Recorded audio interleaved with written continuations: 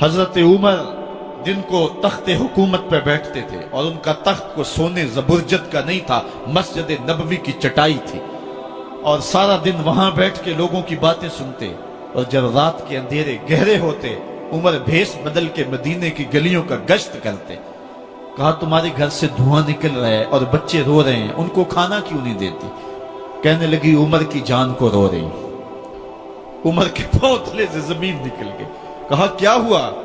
کہا 3 دن سے ہمارے ہاں کھانے کے لیے کچھ نہیں ہے، روزانہ بچے روتے ہیں اور میں ہنڈیا کے اندر پتھر ڈال کر کے نیچے سے آگ ڈالتی رہتی ہوں کہ بچے انتظار کر کر کے سو جائیں گے، کم بخت سو بھی نہیں رہے، اور وہ پتھر پکیں گے بھی کیا، اور میں عمر کی جان کو رو رہی ہوں۔ حضرت عمر کا کلیجہ دہلنے لگا، فوراً پلٹے، واپس بیت المال میں آئے، گھی کا ایک کنستر لیا، آٹے کی بوری لی، مرچ مسالہ جات بہت کچھ اٹھایا، اپنے کندھے پہ رکھا، بوری اپنی کمر پہ لا دی۔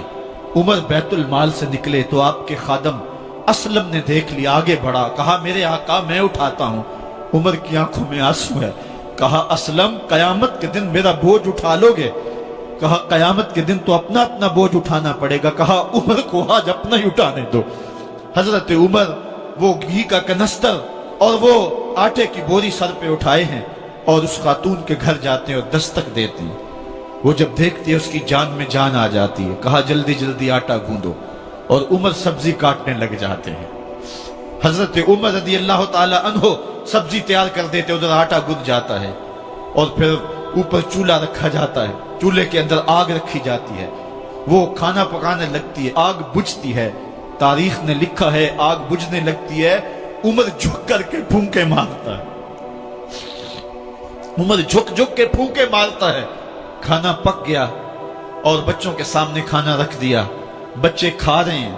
اب بچے رو رو کے نڈال ہو چکے تھے۔ حضرت عمر اپنے ہاتھوں کو اور اپنے گھٹنوں کو اور اپنے پاؤں کو زمین پہ لگا کے، جس طرح بکری کا بچہ چلتا ہے، ویڑے کے اندر کبھی ادھر چلتے ہیں کبھی ادھر چلتے ہیں، تاکہ بچے مجھے دیکھ کے خوش ہوں اور دل میں کہتے عمر جتنا رلایا ہے اب اتنا ہنسانا بھی پڑے گا۔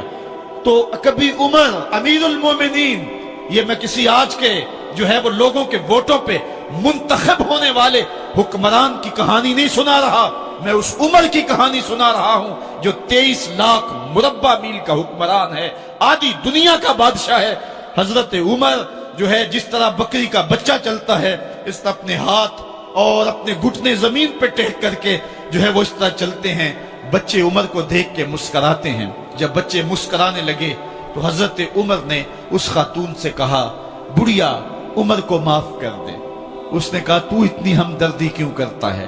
کہا عمر بیچارہ بڑا پھنسا ہوا ہے، فکر ہے اس کو یرموک و فسطاط و حلوان کی، جب فتح ہے مصر تو تیاری ہے ایران کی، آتے جاتے وفد سے ملاقات بھی کرتا ہوگا اور شب کو معلوم حالات بھی کرتا ہوگا، کانٹوں میں الجھی ہوئی بیچارے کی جان ہے، نیند اس کو بھی آتی ہے، آخر وہ انسان ہے، میری بہن عمر کو معاف کر دے۔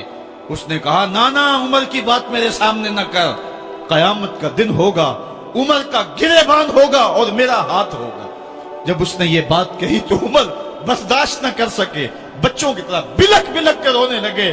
کہا وہ بد نصیب عمر تیرے سامنے ہے، آج ہی کہلا جو کہنا ہے، قیامت کے دن مجھے معاف رکھنا۔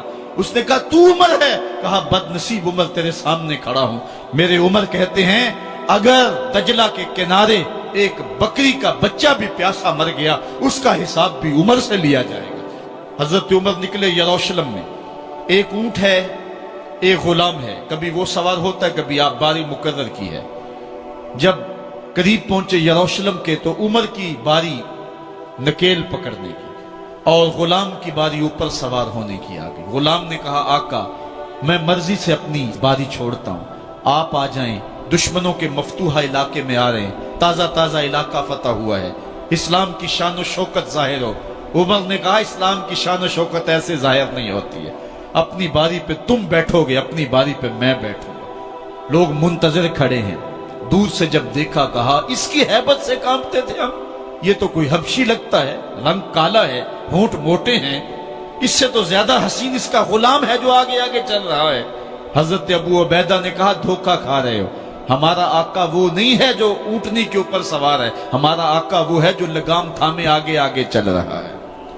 حضرت عمر رضی اللہ تعالیٰ عنہ کو آگے بڑھ کے جابیہ کے مقام پہ حضرت ابو عبیدہ بن جراح نے استقبال کیا، تو حضرت عمر آگے بڑھے اور انہوں نے آگے بڑھ کر کے حضرت ابو عبیدہ کے دونوں کندھوں پہ ہاتھ رکھا، اور سنو حضرت عمر نے کیا کہا، کہا لا الہ الا اللہ انا کنا اذل قوم فاعزنا اللہ بالاسلام۔ کہا کہ لا الہ الا اللہ، اے ابو عبیدہ بن جراح، ہم ایک ذلیل قوم تھے اور اللہ نے ہمیں اسلام کی وجہ سے عزت عطا کی ہے۔ اور میں تمہیں ایک تاریخ ساز بات کہنے لگا ہوں، اور وہ یہ ہے کہ جب تک ہم اس عزت والے اسلام کے دامن کو تھامے رہیں گے ہماری عزت قائم رہے گی، اور جب اسلام کے علاوہ کسی اور جگہ سے عزت ڈھونڈیں گے تو رسوا کر کے رکھ دیے جائیں گے۔ یہ ہے وہ خلاصہ جو حضرت عمر نے امتوں کے عروج و زوال کا بیان کیا ہے۔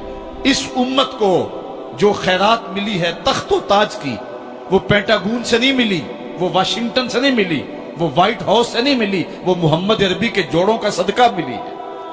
اس لیے جب ہم نے اسلام سے انحراف کیا، پاکستان حاصل کیا گیا تھا۔ پاکستان کا مطلب کیا؟ لا الہ الا اللہ۔ ہم نے اس نعرے کو چھوڑ دیا ہوا ہے، ہم نے انحراف کر دیا ہے۔ آج ہماری نظریں مغرب کی طرف لگی ہے کہ تخت و تاج اس سے نصیب ہوتے ہیں، اور دنیا کے اوپر ہم رسوا ہو کے رہ گئے۔ ہماری پستی، ہماری زبوحالی، ہماری ذلت کا سبب یہ ہے کہ جس جگہ سے ہمیں عزت ملی تھی ہم نے وہ مرکز ہی چھوڑ دیا ہے۔ اس مرکز حیات کو، اس مرکز زندگی کو، اس مرکز عزت کو ہم نے چھوڑ دیا ہے، اور دنیا کے اوپر ہم رسوا ہو رہے ہیں۔ انہی حضرت عمر کی کہانی ہے۔ وادی تہامہ سے گزر رہے تھے کہ بچوں کی طرح بلک بلک کے رونے لگے۔ کہا عمر جوان آدمی ہو اور بچوں کی طرح بلک کے رو رہے ہو؟ کہا تم نہیں جانتے، مجھے بچپن کی کہانی یاد آ گئی۔ کہا کیا کہانی ہے؟ کہا یہی عرض تہامہ تھی، میرے باپ خطاب نے مجھے 5 اونٹ دیے تھے، کہا انہیں لائن میں کھڑا کرو سیدھا۔ میں آگے والا سیدھا کرتا تھا، پیچھے والا ٹیڑھا ہو جاتا، پیچھے والا سیدھا کرتا، آگے والا ٹیڑھا ہو جاتا۔ میرے باپ خطاب نے مجھے بڑا مارا۔